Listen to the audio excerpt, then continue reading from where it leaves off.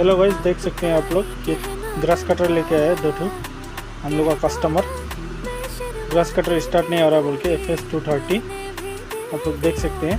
यहाँ में हम लोग का साहिल भाई स्टार्ट करके दिखा रहा है ग्रास कटर को, बता रहा है कैसे स्टार्ट करना है बोल के वो लोग को। उसके बाद वो लोग स्टार्ट कर रहे हैं।